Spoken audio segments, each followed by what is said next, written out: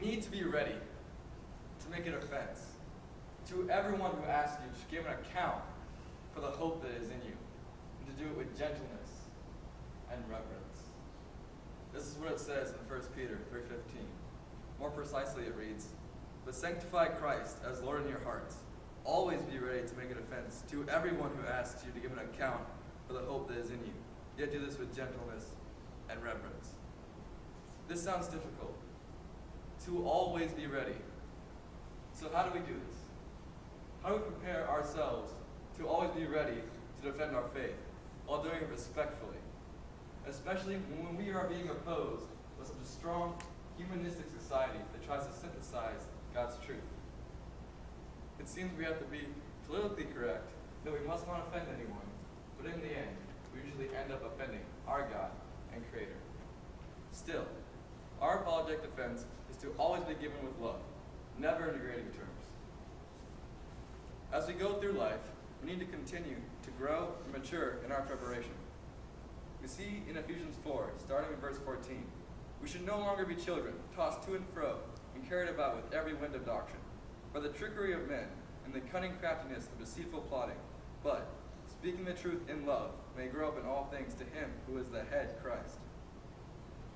For me, I can relate God's will to my life through my experiences and trials. I'm sure that you have had many times in your life where you've had to be prepared for something. Let's say it was a test, or a project, or a game.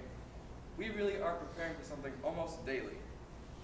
I can remember a time, well, many times, where I did not prepare properly for a test or a class, and how poorly the outcome was. I also can remember times where I was not prepared for a game I was to play in, whether it was mentally or physically. I may have not gotten enough sleep last night, or practiced or trained hard enough during the week. I can tell you the outcome was, and usually is, not good. Last year, my baseball coach told us about preparation, and he used 1 Corinthians 9:24 to help our team understand. It reads, "Do you not know that those who run in a race all run, but one receives the prize? Run in such a way that you may obtain it."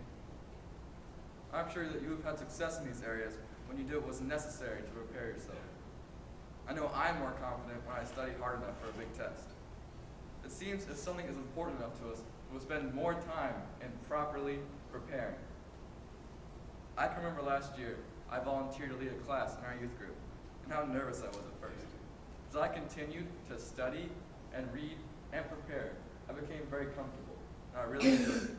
I since have done this again, and I understand how important it is to be prepared to share the gospel.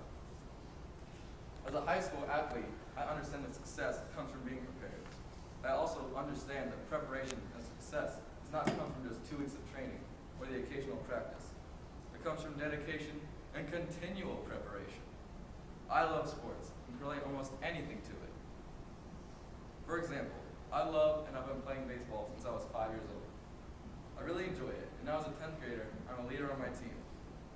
I'm one of the starting pitchers, and my coach has a lot of faith in me and has moved me up in the batting order. My preparation has enabled me to become more confident, and as a result, I'm playing at a much higher level. I'm batting over 400 for the year, and I've pitched deeper into games than ever before. This has come because of my years of preparation and dedication. My team really counts on me, and I'm continuing to work on being a strong leader by my work ethic and by example. In contrast, our school started a football program 2 years ago. I decided to go out for the team last year, and I never played football. Even though I went through drills and training camp, like everybody else, I was not prepared. I also got hurt at the start of the season and could not practice for the next month. Needless to say, I played just a few plays and was never really prepared to play or make an impact. I see this as a good parallel to how we need to be prepared to witness. We can't just pick up the Bible occasionally and go to church, or be a casual Christian and make an impact. We must truly believe in God's truth and live in it daily. Sometimes the best defense of our faith is not always demonstrated with words, but with our deeds.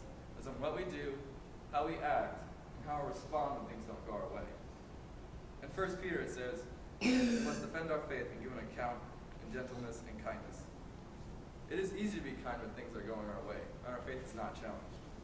A mature Christian is one who demonstrates Christ-like qualities in all circumstances. To do this, we must never cease in our preparation. I know that I am working towards being a mature enough Christian to defend my faith the way Christ would want me to. And I do realize the work that has to be done to get there.